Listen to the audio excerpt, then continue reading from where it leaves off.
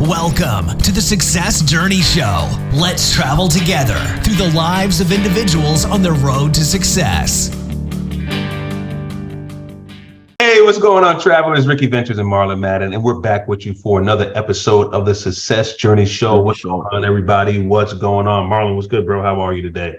Oh man, it was in when you see this, it'll be way past the time, but it's indigenous people's days or Columbus Day, whichever one you want to call it. And so I was off enjoying some time with the family, doing different things, but at the same time, business is business as usual. I'm glad for this information, Angrick. I'm glad that you're able to do business over the phone. Yeah. Imagine you had to, some of the transactions that we do, that you have to actually go and sit down with somebody at their job, fill out the paperwork, in wet ink. We're able to just store something on Google Drive. We're trying to purchase a home. You put something on Google Drive for your information for the other person, and whatever you got to do in terms of to get that information to that person. So I am really happy for this information age. While there's pros and cons to everything, that's one of the pros that I love about it. How's your day been? No, it's crazy, man. As you were saying that, I remember the first time I had bought remember the Trio 700s, the Palm Pilot. The Palm Pilot emerged into the cell phone world. So I had a Trio 700, killing the game. And I remember the first time I actually wrote, it was a paper or something on my phone, and was able to send it out on my phone. And I remember after I did that, I was like, yo, the game has changed. Yes, sir. I don't need to have a laptop. I don't need to have a computer. I don't think tablets were even out. Tablets weren't even out yet at that time. And it was like, wow, everything's in the palm of my hand. So now we're so connected with the Google Drives, the OneDrives, the OneNote, the everything that is right in the palm of our hand that we can do. And it's crazy. Like you said, there's pros and cons to it, but the level of access that it gives you and ability to execute on things, if you're using it for that, man, I love it. I love it. I know for me is what I need. Yes. You asked how I was doing. I'm doing good, man. Doing good, man. Raising teenagers and preteens, man, boys. And it is every day is an interesting conversation, interesting day. But at the same time, like, I'm really enjoying it, right? Because I see myself so much in it, and I'm laughing at some of their responses because there used to be responses that I would say, right? And it's just like, you're just like, man, I was so dumb. I didn't know nothing. It's like I'm giving my kids grace in the sense of like, all right, guys, I'm expecting you guys to say dumb stuff like this, right? I'm expecting it, but let me tell you what it's really supposed to be. And I'm thinking that's going to make them, be more receptive. It makes them even more upset. And they're like, oh, why are you laughing at me? I'm like, dude, I'm just letting you know, I've been there, dude. You're like, hey, my feelings aren't valid. Like, what are you talking about? No, they are. I'm just letting you know I felt them. It's just like, they're not unique to you, right? So it's just fun, man, raising these young guys and just, enjoying being their father. And but that's my life, man. That's my life outside of the other stuff that we do. Yeah, man. Hey, I'm not gonna go through the whole diatribe that Kevin Hart went through about that in terms of just understanding dumb stuff that your kid says and just know that you used to say it. But one thing you think about is like, you put, hey, we don't accept nothing but A's and B's in this house. This is me talking now. A's and B's in this house. Pull up your report card. Report card. I was going to say credit card. Pull up your report. Your report card from grade. From grade 1. From grade 1 to college. We find out what you accept. We find out exactly what you accept. But even in that too, man, it's like you have to. It's like one of my sons, man.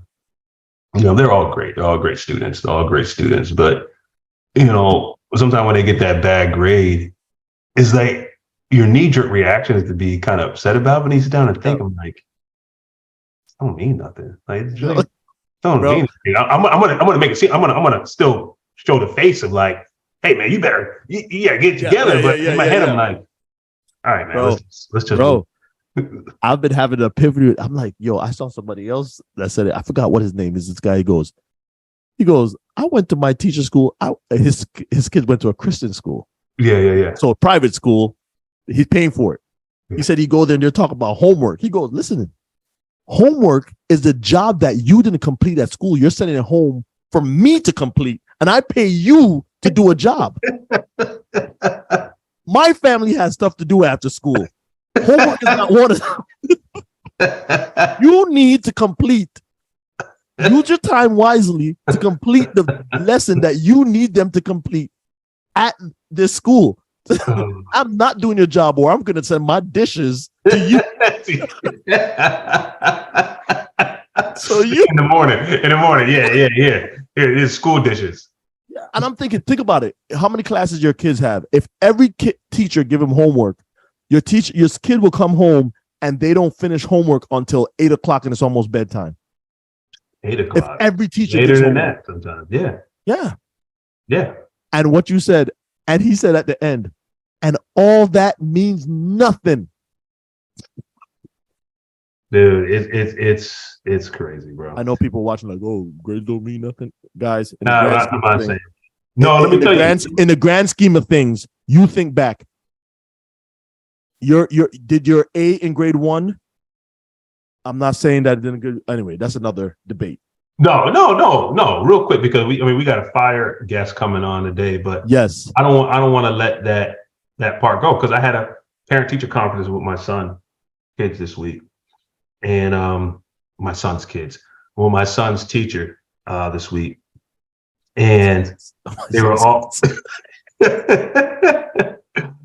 Oh man! So they were all like, "Oh man, he's a great kid. Blah, blah, blah. He's really good." Blah, blah, blah, blah.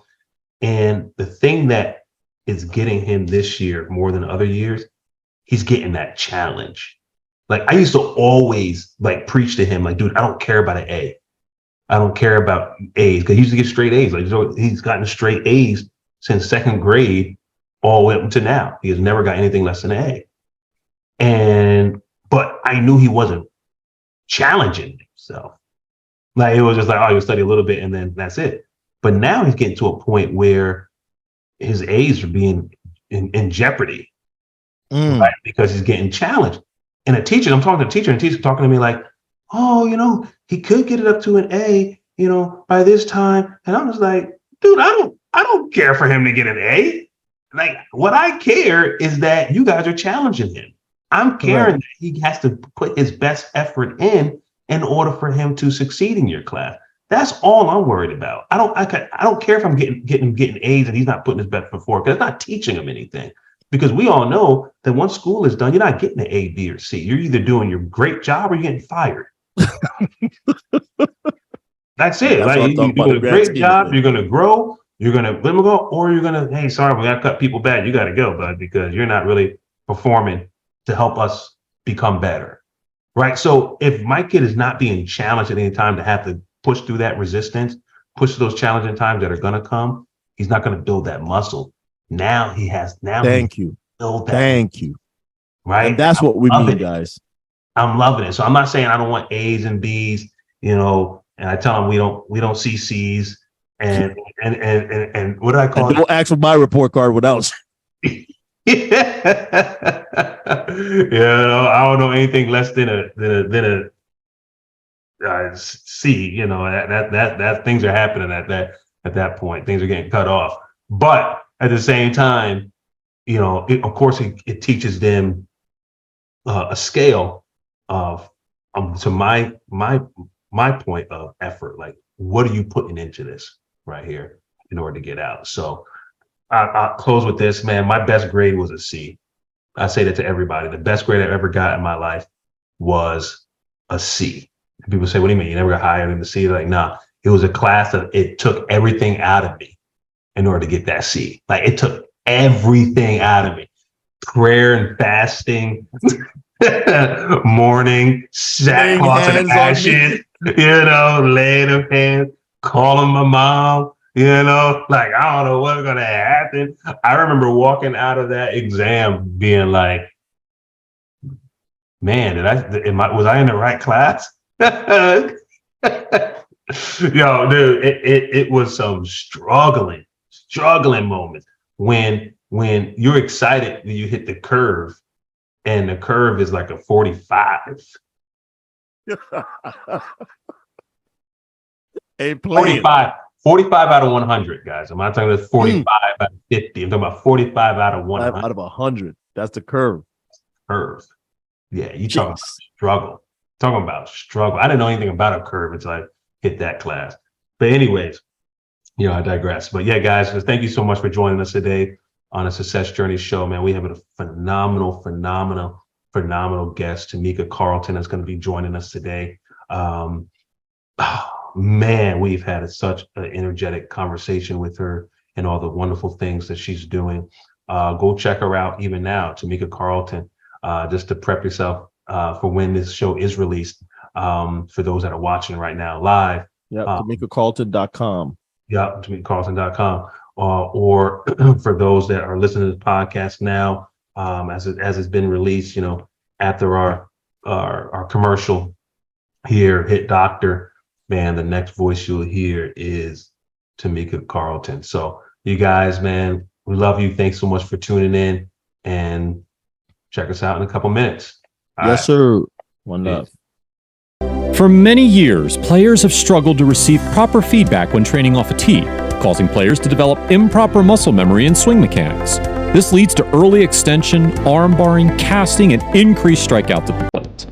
Other products on the market are not durable, frustrating to use, and are not suitable for all ages. The Elite Swing Trainer is the perfect way to improve your swing naturally. It attaches to any tee, has an adjustment feature to train beginners to advanced hitters, provides instant feedback without a coach, useful for all ages and all levels, extremely durable, and lets players train correctly on their own.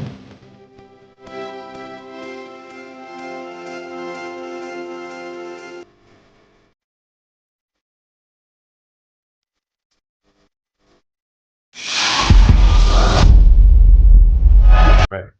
Hey, travelers, what's up? We're back from our commercial. They tell you guys, go check out that Hit Doctor product, man. We are doing some exciting things. By the time you hear this, we will be in a few conferences down in, where are we going, Marlon? We're going to Kentucky. We're going to Texas in January, Kentucky in December.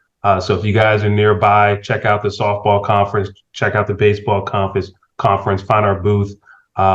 We will be there. As we get closer, we'll give our actual booth numbers so that you guys can just come tap in our corner. All right. But today we are back at our favorite segment of the show. Every week we get an awesome opportunity to meet another phenomenal person in this world that's walking a similar journey as many of us out there.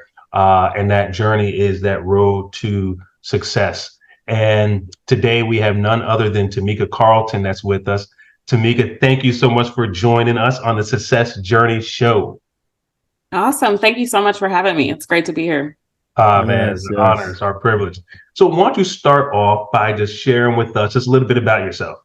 Yeah, for sure. So I'm Tamika Carlton. I'm actually originally from Seattle. Oh. I live in Georgia now. I always represent Seattle no matter what. Moved here from Chicago a few years ago. So we're in Georgia, but I have two businesses. I run a digital marketing agency that helps impactful businesses increase their visibility through online reach. So ultimately, we help them focus on their SEO strategy and just an overall digital marketing strategy, whether that's website design, whether that's social media marketing and content marketing. Mm-hmm. And then on the other end, that's my whole zone of excellence, I I like to say. And my zone of genius is I have Couples Experience, which is an inclusive relationship company, and we produce luxury couples retreats. So we also do provide relationship advice, and we're launching a relationship course. And really, that's like my passion project and my zone of genius that I like to say. And one of the main things that has made my life really enjoyable is being able to merge the two with considering the marketing like base that I do and structuring a lot of the programs and marketing strategies in a relationship based focus like strategy. So I am kind of spanning the gamut. And, I started off in the marketing world and really recognized that I wanted to produce things that I was just a little bit more passionate about. And that's why I launched Couples Experience in 2018. Wow. Congratulations, man. That's phenomenal. We have a lot to talk about tonight. Come on, let's go. Relationships alone is a lot to talk about. Right? Listen, all day, every day. Okay. Because you'd be like Confucius if you knew, like, just like figuring out the meaning of life. If you knew the meaning of a relationship and could figure out relationships and why people do what they do. Oh, that's the joy. Yes. Right. Yes. Well, let's start back in your journey where, growing up, tell us a little bit about your background. You say you're from Seattle. Yeah. You're in lost their basketball team. I know. Can you tell them to bring back the basketball team? But yeah, ain't nobody going back to watch Seattle. Come on, they need to. They need to just go ahead and take Oklahoma, or there's some other ones that they can just But the Bucks, and then they won it, right? Were the Bucks that moved? No. Which team moved? Were the Bucks that got? No, it was Oklahoma. Oklahoma got Oklahoma. Yes. And they can't win anything either. So they might. And I'm like, who really wants to? I mean, I would prefer Seattle over Oklahoma, but to each their own. Yeah.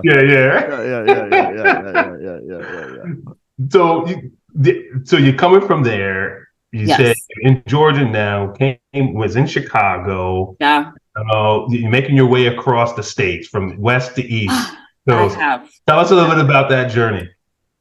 Yeah, for sure. So I was raised in Seattle, born and raised in Seattle. I have family that's originally from Alabama. They migrated to Seattle, that whole Northwest migration. Mm-hmm. Seattle I was raised by a single parent household. And I would like to think that ultimately that made me who I am. Like, I have this really engrossed way of thinking about just work ethic because I watched my mom just pursue or do as much as she could in her world. And a lot of times I was with my grandmother that raised me too. And, I witnessed being able to see two very powerful women or strong women in my world develop and create this household that was, a place of comfort for me. Right. And I ended up saying, though, over time, I have a very good relationship with my mother and my grandmother and just the family dynamic. At about age 13, my father passed away unexpectedly.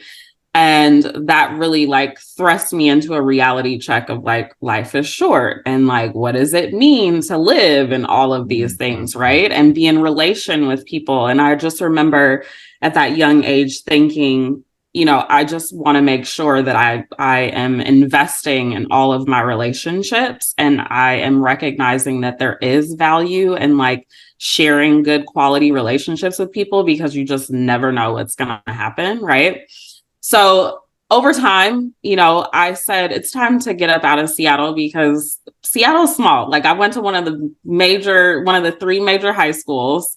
I was a cheerleader at one point. So I kind of knew everybody. I was like, it's time to exit stage left. And I majored in or wanted to major in broadcast journalism. And, as a lot of probably Black women at one point, you watch television. Oh, yeah.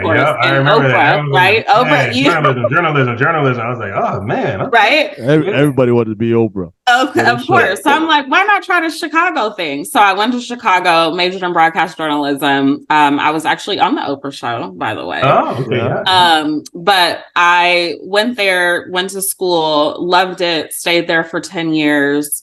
ended up meeting my now husband in Chicago. And, I completely changed the trajectory of my career from broadcast journalism because I at one point, I recognized that I did not want to be in front of the camera, and somehow I'm back here. But I perfected my skill set of like writing and just in understanding messaging and how to connect with an audience. And that was a really big thing with broadcast journalism, right? You learn how to write, learn how to speak well in front of a camera. You really just gravitate more towards messaging and marketing, really. So yeah.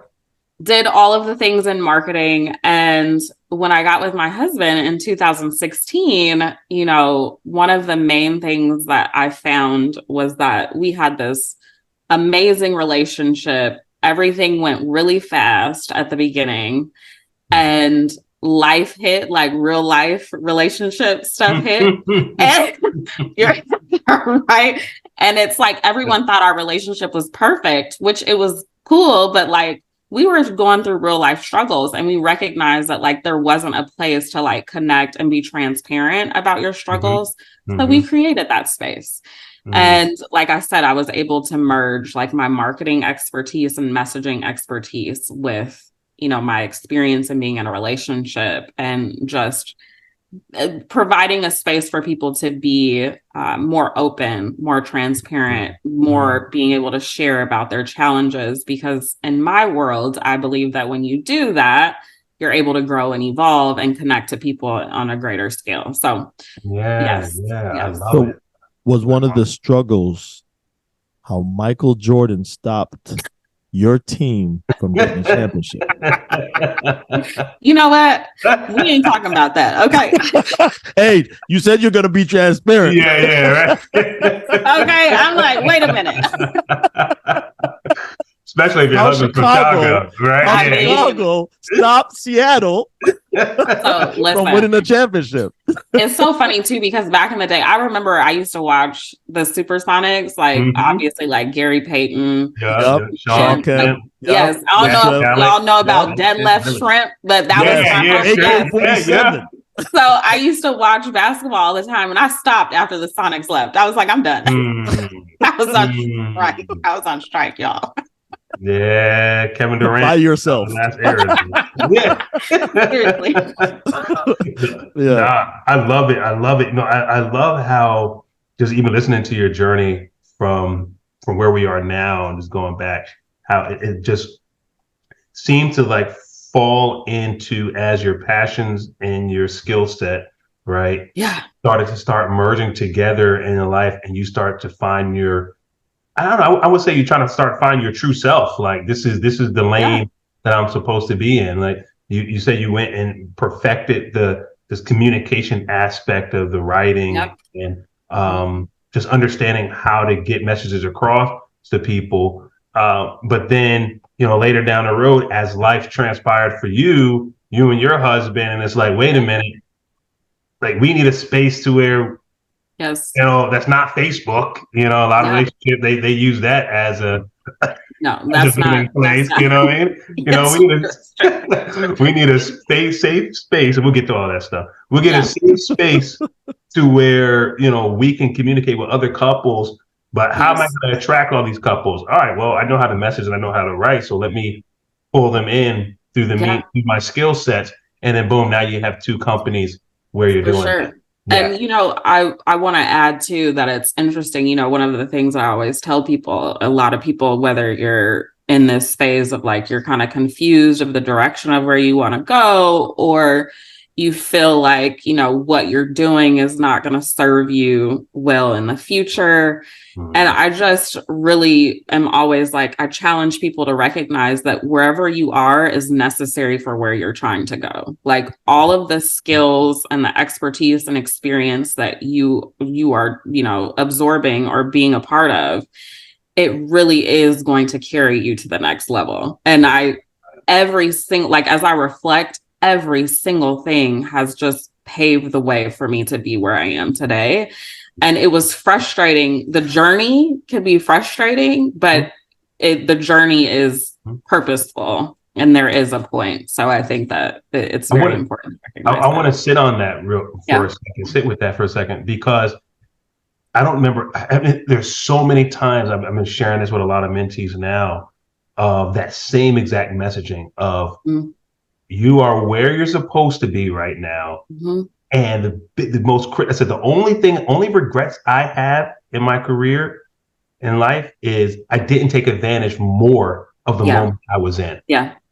It's like you're so focused on getting to the next phase or reaching the pivotal place that you think you're supposed to be. And what's so ironic is it's like I've accomplished practically all of my dreams, right? But we all know, like, the way that you get there is not the way that you had predicted. Exactly. No. It's like, what kind of pathway is this? You could not map it out for anybody. No, but it's it's like perfection. It's aligned so accordingly that I'm just so grateful, because honestly, actually, what's interesting is I just went to see Kerry Washington was here in Georgia when Tyler Perry was interviewing her, and she said something similar. It was like, she witnessed being a supporting actress so many times on so many movies and sets and things. Like, she was mentored by like Jamie Foxx, for example, and he prepared her to get to the place where she was ready to be the main star on Scandal, right? And it's like, we think that we're ready and we're really not. Like, if we were given the opportunity when we thought we'll mess it up. We would have blown it. Yes. And it's true. And you know this from marketing, right? If you have somebody and they're selling a certain product and they're like, I want to scale, but say tomorrow that they get 10,000 requests for whatever product they're doing and they don't have the product in hand, that could mess them up totally, because now they have bad customer service. Now somebody doesn't believe in their product. Now somebody doesn't believe in their company. So a lot of times people think that I need to be here and I'm ready already, and they haven't done the work in order to be ready. And it kind of stunts their growth. Because they, even though they don't understand, they're just seeing that, okay, now I have 10. Oh man, I got to the 10,000 requests for whatever. But now you're like, now you have to fulfill these orders. You're like, I'm overwhelmed. Like, you don't have the processes and the operations in place to accommodate whatever it is that you think you're ready for. Like, and I think it's a blessing when the fact of the matter is that it doesn't occur until you are ready, and you are prepared to accept and take on everything that comes with it. Like, I just think of where I am. Like, I'm like, I could have had it been 10 years ago and I'm like getting the businesses, or even 5 years ago or 3 years ago. Like, I just did a speaking engagement. I'm like, 5 years ago, I would not have been ready to do that speaking, like a keynote speaking engagement. I thought I was. Exactly. You know what I mean? But no, so I just think it's just so important to just be in the space where you are and learn and grow and evolve in that space and be comfortable, but also recognize that like your time is coming, and have a goal, like have a plan, have a dream, all of the things, and work towards it. Take just one step at a time, but don't rush it. Just do not rush it. Man, so as you're saying that, I'm getting like chills down my spine, because what I'm realizing is, and this is for probably millennials and younger, a little bit younger, probably more so with millennials in there, because millennials are now what, 42 to like 20 something. It's so easy to get caught up in that microwave aspect of things developing, because I mean really think about it, right? So you have Generation X. They were part of that movement of, hey, I have a pension. So they weren't going to be going anywhere. Their 40-year plan was staying at the same company, right? It wasn't towards the end of their generation where the economy started shaking up a little bit, and it's like, dude, there's no pension plan, so you got to start moving. So now when you get the millennial generation that comes in, they're like, dude, I don't care about 40 years.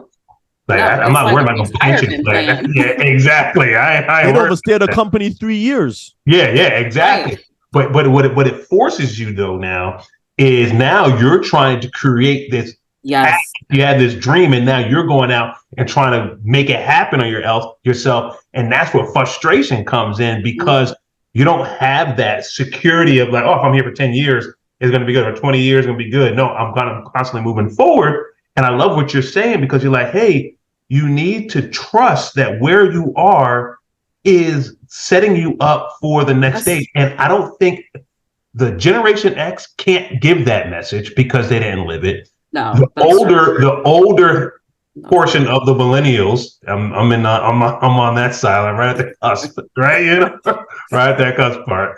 Marla, I don't know if you are. I think you're out of the millennial thing. You're right. You're the last Generation X. You're the last from Generation X. You're the last. You know what happened? I'll take it. I've been making fun of Seattle this whole time. I'll take it. Right. Accept it. Okay. So now it's like, okay, that's the message that a lot of these younger generations need to hear, and people, a lot of our travelers here, because that's in that range there, is like, be okay where you are, knowing you have your goal, knowing all this stuff, and just trust the process that as you just keep applying yourself, you will. You will, as long as you're taking steps towards something. That's where I want to get to. Because people think that you can just be like, oh, I did something yesterday and I ain't doing that. Yeah, no. So that is that balance that we need to talk about. Yes. Talk about it.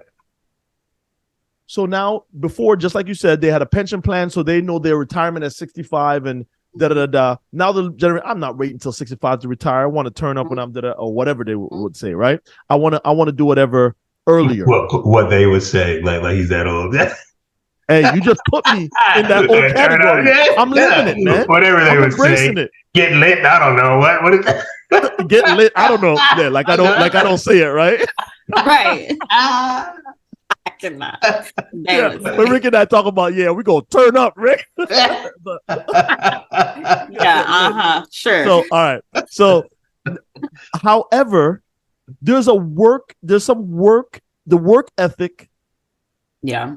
To be comfortable in where you are, create something in order to have something blossom for later, right? That's not being embraced because everybody's jumping from ship to ship to ship to ship to ship. Yes. And I think people get frustrated and they don't recognize that the frustration builds the drive, right? It's like when you are frustrated, you should become more motivated to do more, right? And you should. And I think that it's like, we all want a lot of people want things to happen quickly. Yeah. And, we're in this era where like we have access to everything within a moment's notice. So it's confusing. So it's like, why doesn't life happen that way? Right. But the reality is that honestly, really anyone that I know that's successful, it took a long time to get there. Like it does not happen overnight, like not even close. No. And I think that there's this idea that that's the case, but it's not. The reality check, and that's what happens with everyone that is successful or that has pursued something that they've really wanted.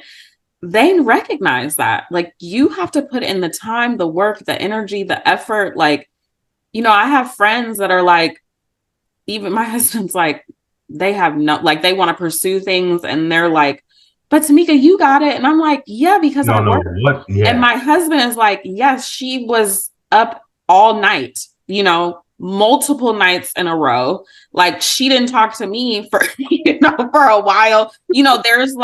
There are sacrifices that need to be made. And you think about like I said, any successful person, any, artist, any rap artist, any business entrepreneur, like the lyrics that, for some reason, Jay-Z and Beyonce just keep coming in my mind, but it's like, do you know how much work do you know how long Beyonce has been doing this, like pursuing this? Let me tell you something that people don't understand about Beyonce. All right. And let's put this in perspective.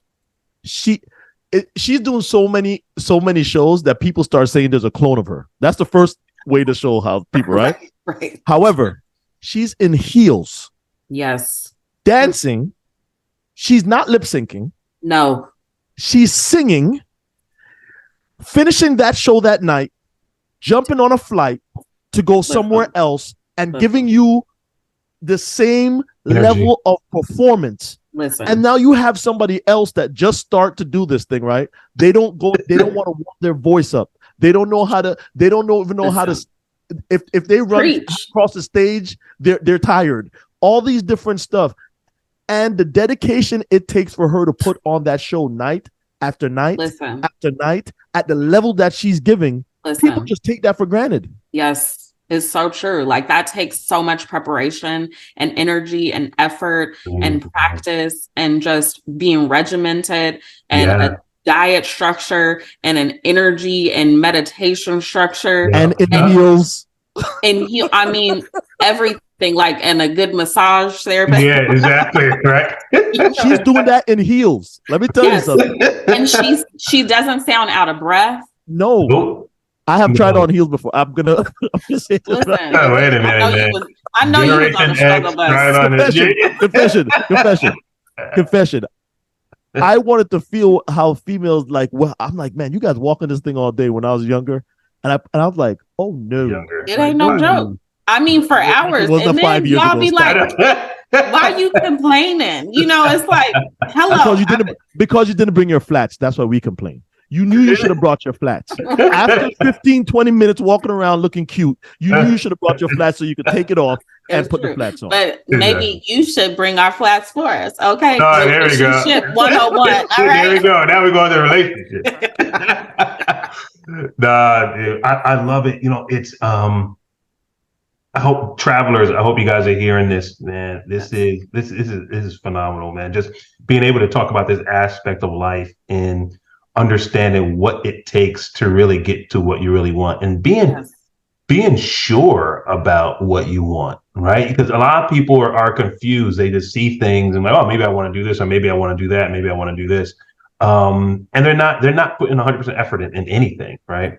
That's a good point. Yeah. Go ahead. No, go ahead. I was just going to say too, it reminds me about just being very intentional about what you want, like your goals. Like I think a lot of times people structure their dreams around money and financial aspects when we should really prioritize like the mindset that we want to have when we reach this place that we think we want to reach. You know, I've always been very passionate about, you know, to be cliche, like helping people or ensuring that people are connected or, you know, and I always said to myself, like the money will come. And, you know, my mom has like poems of me talking about we gonna be in limousines. Who don't nobody want no limousine right now, but but the now point you're showing your age. You with me. Hey. Right. But you see what I'm saying? Like I knew that the money would come, but my priority was to be intentional about the outcome that I would receive. And the outcome was not going to be based off of that financial aspect, the monetary aspect. And I think most people that are successful too, a lot of times they're like visionaries in the sense that they see what they want to create for the world. Not it's almost like you become more successful when you're not selfish. Yeah. If you look at that, that's biblically, and also if you take it out of, because not everybody believes in the Bible. Sure. If you take it out and you look at every one of the, you know, the top 10, top 20, top 30, top 50 richest people, you'll see that philanthropy is part of their It's part of their. Granted, I know some people are gonna be like, it's for tax purposes. I was just about to say that.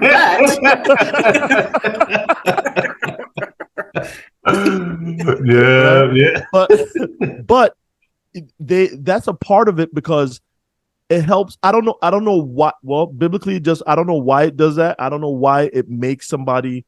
It propels their career, whatever the situation is. Go ahead. I think that because there has to be a why, right? When the going gets tough, and like you're hitting challenges in your business or whatever it is that you want to pursue, like you have to be centered in a why, like, because the money is not going to be enough to sustain you to push through the challenges, real talk, because at some point you're going to be like, forget these customers and the money that they're giving me, okay? Because they're getting on my nerves.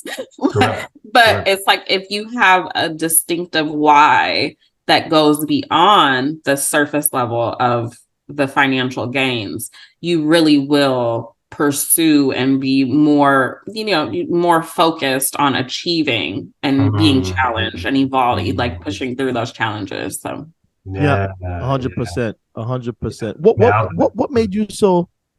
What made you entrepreneurship?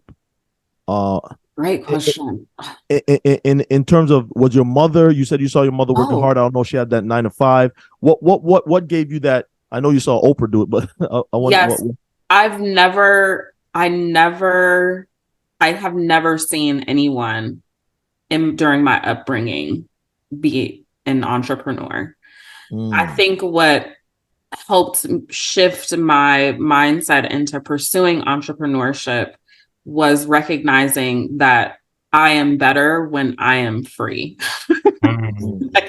Like structure is good for me to a certain degree, and I'm glad I had structure when I was younger, but I really have, and you know what, also recognizing that like the leadership that I was a part of was not what I wanted to continue to represent. And I said, well, how can I improve? Right? How can you have to be an example, right? And just similar to what we kind of talked about previously, or even before we hopped on the call, it's like there was no one paving the way for me, right? I didn't see anyone that was doing it, but I had to follow what felt right for me. And what didn't feel right was being a part of a structure, a corporate structure, or not being able to utilize my creativity. And fortunately, I was able to work with a startup some years ago. And in that startup, I saw, how you build a P&L and how you build more of a business plan and how you execute on a business plan. And I was like, wait a minute, this ain't as hard as I thought. I mean, don't get me wrong, it's difficult, but it was like, oh, I can do this, right? And that was really what it was. And I was like, I have to create what I want for myself. And I did it. Yeah. I love it. And I did not do it alone. Take that step. I did not do it alone. And that's but you don't have to. That's the thing that I think a lot of people don't understand, is that you don't have to. I tell a lot of people, I sit down with a lot of CEOs with some work that I do, and what happens is people don't understand the big deals that you hear of, a $5 billion acquisition and all these different acquisitions. It's not a single entity that's doing it. Oh no. It might be 4 or 5 that come together to take down a deal, a great deal like that, and then split it up based on their agreement, right? But I think for some reason, I'll say in our culture, we want to be the first, or we want to have one, just to stun on somebody or to say I own, or what the situation is, when we don't understand that to take down these big deals, to own an NFL team, you can't just go and say, I want to go into there's only a few, probably your the Cowboys, because those guys have money, but majority of those teams are owned by a group. Yes. Yep. Yes. I mean, and that's just another thing too. It's like educate. I mean, we just are not. We're not aware of all of the things, right? And we need to be more privy and be around.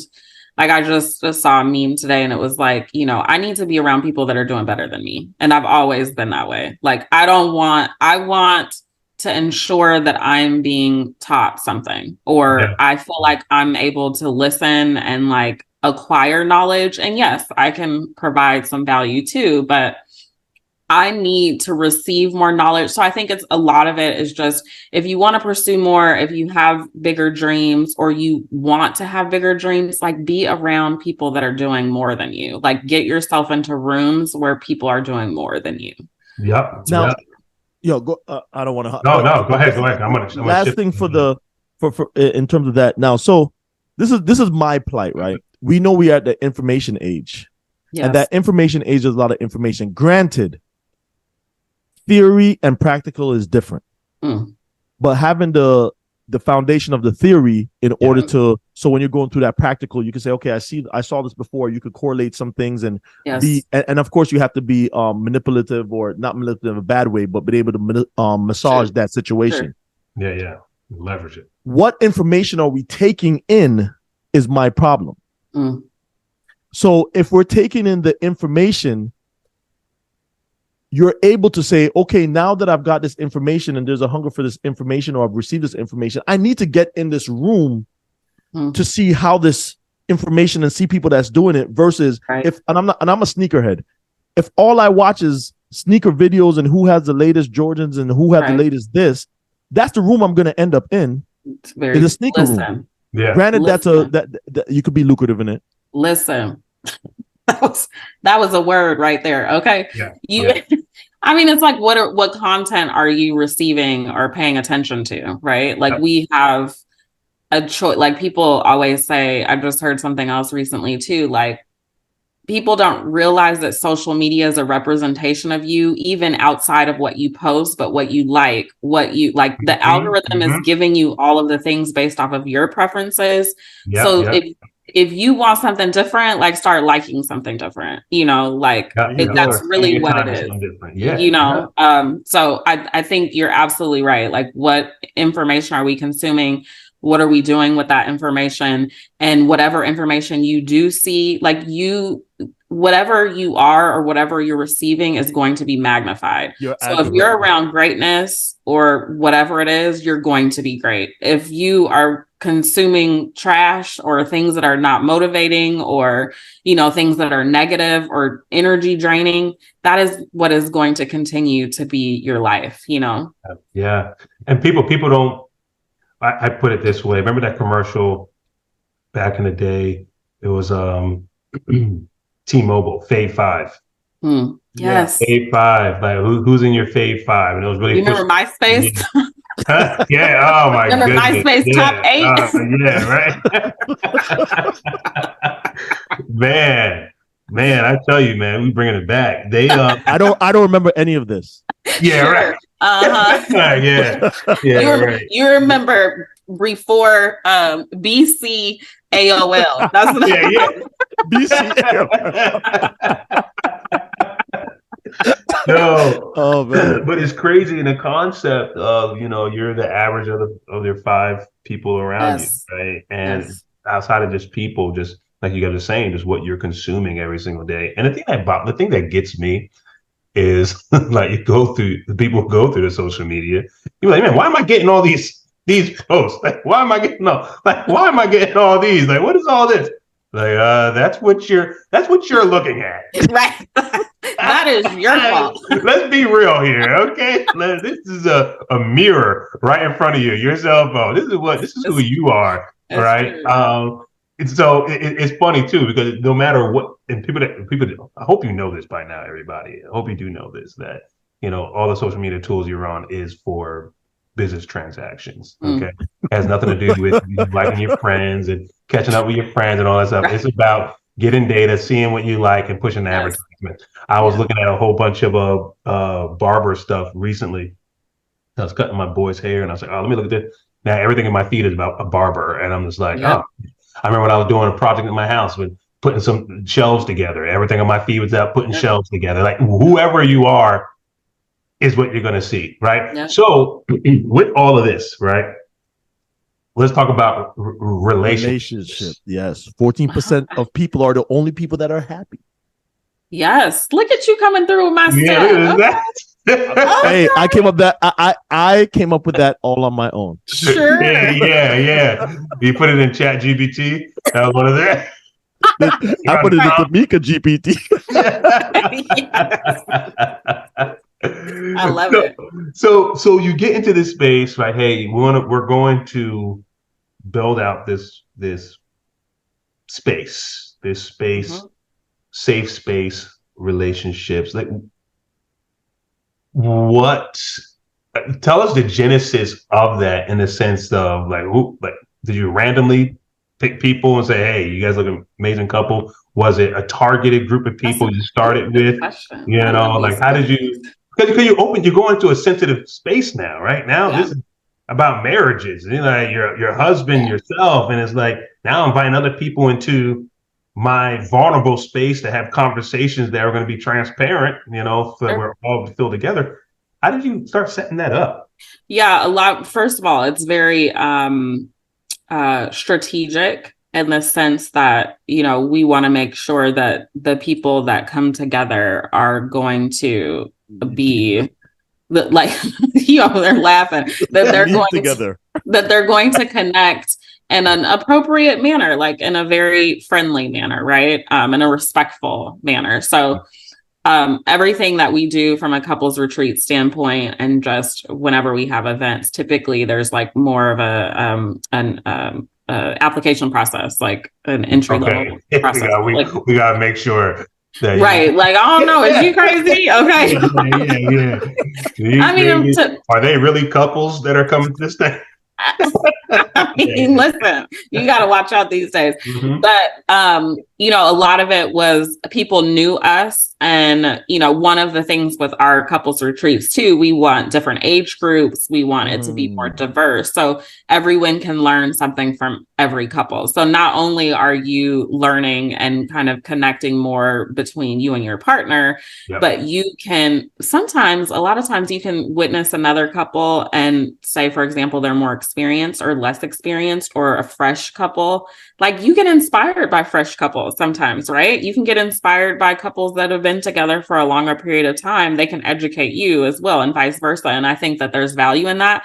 So a lot of that is just, you know, either my husband and I both know a significant number of people, and we pick and choose who we think will be great. And then now a lot of our retreaters come from just online visibility, like just SEO. So they'll be looking for couples retreats and they find our website and then submit the form. And then we have like a quick conversation or consult, and then we go from there. And I think that's great because, you know, if you're just picking your friends. No, we don't. You see what I'm saying? You don't want that. You want somebody that's coming from Seattle. Yes. To, come on. They can enjoy some of this heat down in Atlanta. But right. For real. But so you want people from all different places, because just like you said, when you're sitting down and you're discussing different topics, different thought of mind is very important. Yes. You know, based on, because I'm always intrigued of how I always think there's just not one way, but that this is how money should run in a household. And when I hear some people, I'm like, what? See? And that's so interesting too, because that's one of my priorities is, you know, there's a lot of communities and like events and conferences and things that pitch, we want like-minded people. And I'm like, I want the complete opposite.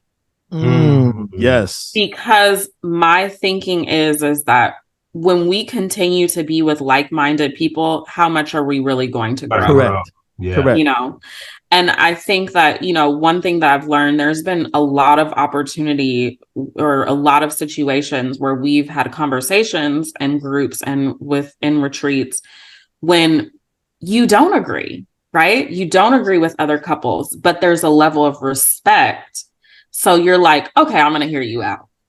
Okay. And when you hear people out and you're like, but I don't get it. But I know it's so funny too, being in a relationship and being married when we first got together, we would get into disagreements and we would be very cut and dry. Like, this is how it is. Like, you know, when you have these ideas and these ideologies and you're like, you're losing it. Like, this is, I'm the smart one. Okay. And over time, have you ever been on Oprah?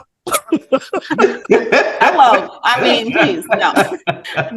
But we're like, I'm like, eventually you start gravitating. If you allow yourself to, you start gravitating and thinking differently if you're more open to just listening, right? And I think that's one thing. As long as I'm alive, I want to continue to grow and evolve. And who I am yesterday is not who I'm going to be tomorrow. And I think that is the best part about life, is that we can change, right? And a lot of people are like, I'm stuck in my ways. This is who I am. Well, good luck, because I ain't got nothing for you. Know what I mean? Like we have to continue to be open and be challenged. And I think I'm a strong proponent of just being more welcoming and being more accepting. And I think that when we have these conversations where we don't always agree, there's an opportunity for us to respect one another and become more accepting. And that is just going to build a more cohesive utopian world. I'm joking. I'm like, oh man, that's big goal. Nah. So tell us, what could someone expect from the retreat? Like, was there expectation leaving it, right? Yeah. And you tell me the whole rundown of, we do this. For sure. I think more than anything, one, you're going to be in a different space and environment, and a very exclusive environment. You don't have to worry about anything. Like, once you pay, you're well taken care of from top to bottom: meals, room and board, transportation, all of the things. So now you just have the opportunity to just enjoy and converse, right? Another thing you're going to take away is just being around people that are going to illuminate whatever it is that you need to see. Okay. Mm-hmm. Whether that is your relationship is going great or it's going bad. Like, you will get to the nitty gritty of all of the things. And you're also going to walk away with an understanding of what you need to grow and what you need to do to excel within the relationship. And you'll walk away with a group of wonderful friends. Like, everyone becomes like very cohesive and tight afterwards, honestly. How many sessions do you guys hold a year, or how many retreats have you? We normally do quarterly, no more than 4 a year, but we'll see what happens. Normally we do a lot of international ones, but I think we're going to gravitate more towards doing some local ones too, so that way we can like start having a little bit more. What places have you been? We've been to Italy, we've been to Spain, we've been in Jamaica. All right. Boop, boop. Yes. I love Jamaica, by the way. I'm Jamaican, I love Jamaica okay. I thought I heard a little accent. It comes out in every podcast. Right. Yeah, in every podcast. He's from Jamaica or in the military. I can see that. Yeah. Jamaica's beautiful. So yeah, I mean, we picked some really, and I like to pick places that are not really common, just to get people kind of out of their comfort zone. Yeah. And it's not, I'm like equal parts reality check and then equal parts just relaxation for the retreat. Yeah. I love it. So what conflict resolution at your retreat? Because these retreats will expose some marriages and help you understand that you don't know your partner as well as you do when you go into So how do you guys ensure, or you can't ensure that a couple comes. That's what I was saying. A couple comes there and they leave together, right? Listen, so conflict resolution. I know you probably see some crazy. I haven't seen everything. Okay.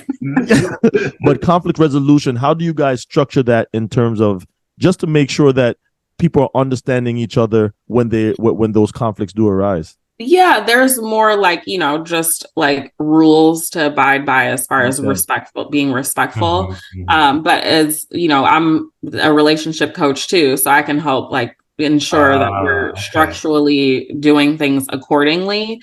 But ultimate, and that in the past as well, we've had experts that have come in to do like quick workshops and things like that. So typically we get all of the like conflict stuff out at the beginning, and then we can work through it, right? Gotcha. If we need to, so people can leave feeling great or as great as they can be, Yeah. And I wonder why they don't have shows like this on Netflix. You got the Married at First Sight, you got First Love Sight. Line, you got Ultimatum. Well, hold on.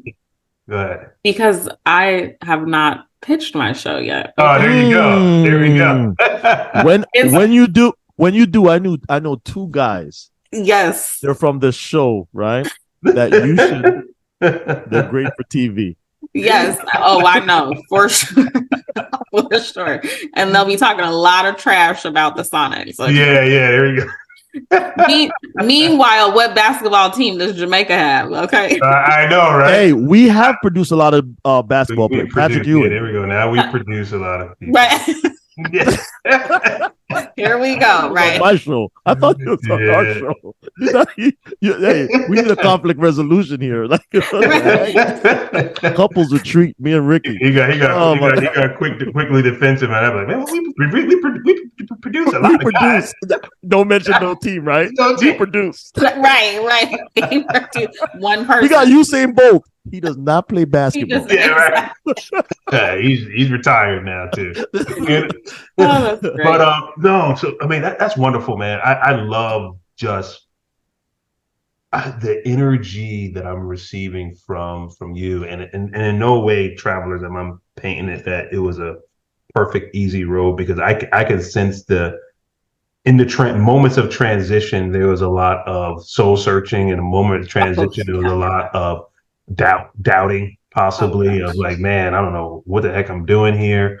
But as you're even in this space now, one thing I want to highlight, and we don't often take the time to do this in our show, but even where you are now, do you still have some of those same feelings as you did earlier on when you were on your journey, and you know that you have bigger goals that had formed, right? Because you accomplished more than we ever imagined, but there's more goals that are forming.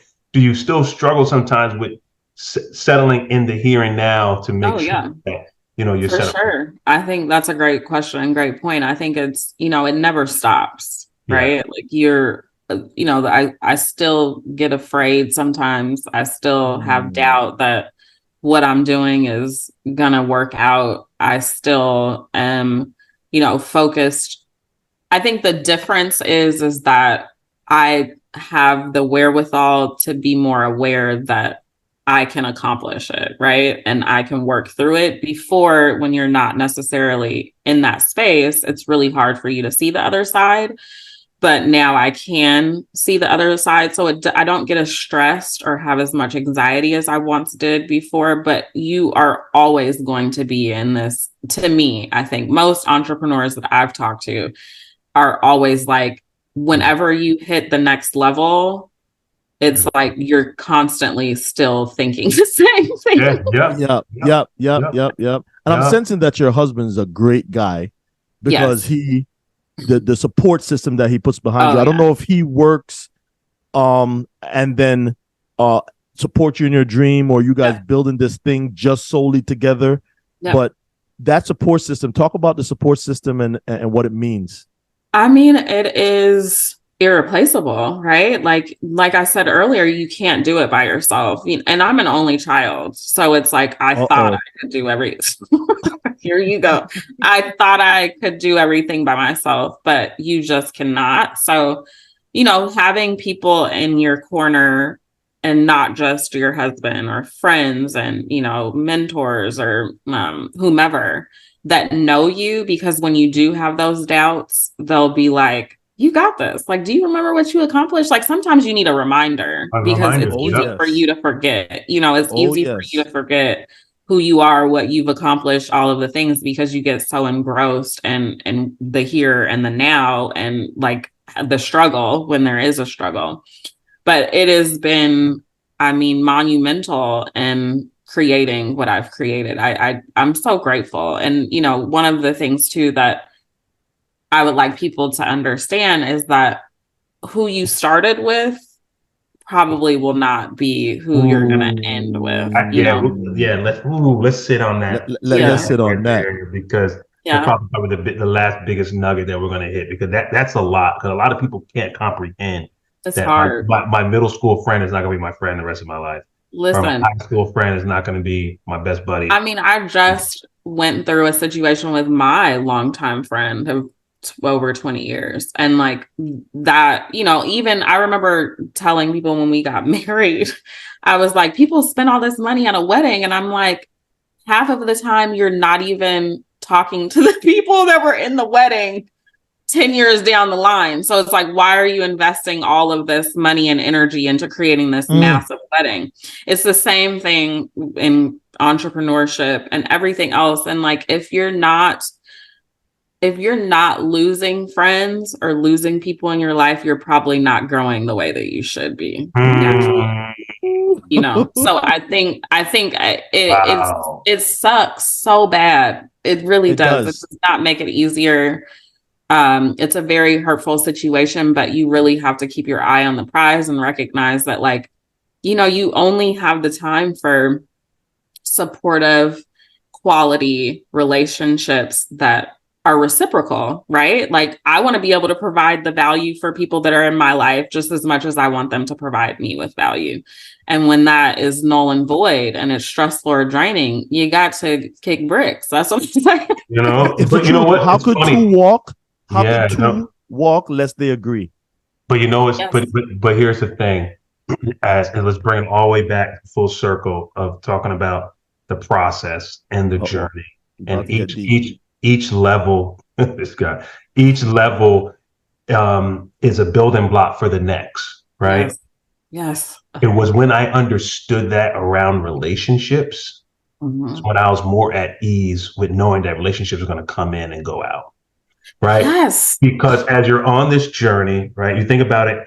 If you're going on a vacation, you know, you're going out of the country, you got to drive to the airport. You got to leave your car behind. You can't get in your car and fly with it, right? Then you got to go into the airport and get on the plane. Gonna get deep. Right? You get on the plane, you get over to wherever you're going in, you got to leave the plane behind, right? Yes. Nothing wrong with the plane. It's just like, hey, man, I'm trying to get to my destination, so I can't really use you anymore, right? Or I don't really need you at the time. You took me as far as I needed for you to take me. Exactly. Okay, correct. Exactly. And guess what? If I have to, I'll be back. Yes. On the plane at some point. No hard feelings, right? So, but then I got to get in a taxi or an Uber or whatever it is. And then I got to maybe I'm going on a cruise. So I got to get on a boat in order to get to the island. But every one of those things has a purpose in life. And when I realized that's exactly what relationships, like you said, as you're growing to going somewhere, there's no way you can go to keep growing and growing and growing and growing and still stay on the bicycle. Because the bicycle's not meant for it to take you that far. Yeah. Right. So when you guys looking at your relationships, it's just like, man, I love you. There's no hard feeling. Like, and I realize that some people are gonna ride all the way with me. They're gonna be on the same journey. Okay. I was waiting for him to say that because I'm he's been talking about dropping off people at the airport, dropping off people at the park. Dropping on people all these places. I've not heard about the person that goes to him all the way, right? I'm waiting for this conversation. But Marlon, check it out. Even with us, right? Yeah. We've known each other for almost 30 years. Wow. Right? Yes. So we're teenagers. That's we were much older. We're still in the teens. You're still in the teens, right? So the upper teens. Upper teens. You know, we grow. You know, he goes into the military. I go to school. We worked together for around 15 years. Yep. Right. And then we come back together back in 2018. Right. And it's been like, boom, pick up and you're moving. But what I was able to do when we weren't together, what he was able to do when we weren't together, we came back and merged all that learning together, and then just like she talked about. This is where we're going. What you had to go through in order to create what you had to create. Yes, exactly. And you guys aligned again, and it's like you're elevating together because you were on the same playing field. Like it was the same. You have the same direction. You have the same stops. You know. Exactly. And that's very powerful. And it's like, everyone is not going to have the same stops as you. Everyone is not going to be aligned with you at every piece of your life. And that is okay. And you may or may not meet back up. Yeah. And you should be able to handle that.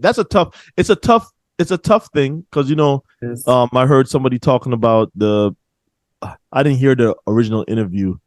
I'm not big on the those interviews, but it was Jay-Z talking about where he goes to a family gathering and the cousins asking him for $5,000 for a business, and he's like, or whatever money for the business, and he's like, okay, show me a business plan. He's just like, the cousin's just like, no. It's gonna work. I'm gonna take this 5,000 and make you $1 million, and he's like, that's not how it works.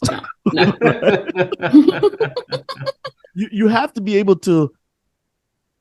That's a tough topic, is dropping the person when you need to. It's just like the topic of saying the same resilience that you have to build a company, to know when to pivot away from the idea that you have because it's not going to work. But here's the thing, right? I don't think it's as much of an effort for us dropping them versus us just focus on keep moving and then drop. Yeah. On the journey, they got to stop on the journey wherever that's their rest stop. Because most times it's not me making that initial call saying, "Hey, we can't do this anymore. Hey, we can't be friends anymore." It's me. I'm continually moving and moving and moving, and it's just like, okay, that's talking true. a little bit less. We're hanging out a little bit less. Not that I'm trying to be away from you, but I'm just trying to go somewhere, And when you stop and realize it's tough. I want to, for people that are listening to this, I really want to just make sure they understand this, is that friendships, family, all these different things is not it's not just I'm not great with the words. I'm more in the math, right? But it's not one of those things where it's just defined within a box. This is what it has to be. This is what it has to look like. There are people I can pick up the phone with now that I haven't talked to in 10 years, and we pick up right where we left off. Correct. And there's no love lost. It's just like, hey, we're here. And I just want you guys to remember that. It's like not saying I'm trying to leave somebody behind. Now, things that people that are doing something bad, yeah, I'm leaving you behind. I ain't you trying to do your own thing. Like I ain't trying to live a life like that, smoking, getting high, drinking all the time. I ain't trying to live that life, right? But those that are on the different pathway just realize it's like, hey, I'm not trying to leave you. I'm just like, there's someone is taking me somewhere that I need to be obedient to, right? Give me the space to be obedient. And when he gets me where I need to go, trust me, it's going to be better for everyone I'm connected to. Yeah. So I agree. But hey, man, Tamika, we can keep you all night, man. This. I love the energy. I love what you're doing. Last two things before we let you go. One, just please shout out everywhere people can reach out to you for your services, for your retreats, so that they can stay connected. Yeah, all of the things, TamikaCarlton.com. You can do marketing and everything there. And then couplesexperience.com. Love it. And the last thing, very last thing, this is what our closing question is. If you can go back to a point in time, maybe when you move to Chicago, all right, and you have 60 seconds to sit down with the Tamika of moving in Chicago, and you can, knowing what you know now, what would you say to her? Oof. I would say calm your nerves. You got this. Stop trying to rush so much. Humble yourself, because you need to recognize that you have to go through the journey that's meant for you. Do not compare yourself to anyone else. Like, you are doing what you need to do for you and your path, and you are unique and will uniquely inspire people in a way that no one else has. And you just hold on to that and have fun. Like, enjoy yourself. Yes, man. Live your best life. Okay. Enjoy. Stop stressing. Love it. Love it. Tamika Carlton. Go ahead, Marla. Go ahead. You can say something. No, I'm going to say, it's a cliche to say good things comes to those who wait. This interview, transparent to people, there was a couple times we had to put it off for different reasons. And I know. And it was worth the wait. I really appreciate that. And I appreciate the flexibility. And you're absolutely right. Like, when you don't rush things, and sometimes things just happen, and just be. And I appreciate that we are all, I just feel like the energy is similar. And like, that's a great thing. And that's another thing, just to lastly say, is that when you're doing what you're supposed to be doing, there's going to be great ease. Like everyone will fall in line. You will fall in line with everyone, and things will feel better. You won't have to have so much anxiety. So yeah, absolutely. Yes. Well, travelers, that's it, man. We come to the end of another show. We want to thank you guys for tuning in another week and another session. You guys can always find us right here on the successjourneyshow.com, any podcast platform, and on YouTube, and on 21.6 Internet and iHeartRadio. So please check us out, share these episodes with a friend, write a review, leave a comment, reach out to us, all those different things. We're here for you and we love you. Thank you again for tuning in for another episode, and we'll see you guys next week at the same time, the same place on the Success Journey Show. Everyone have a good one. Peace. All right, one love. You've been listening to the Success Journey Show, where your dreams, drive, determination, and diligence are the foundation to success. For more information, check out thesuccessjourneyshow.com. The Journey Squad is here helping you to your destination.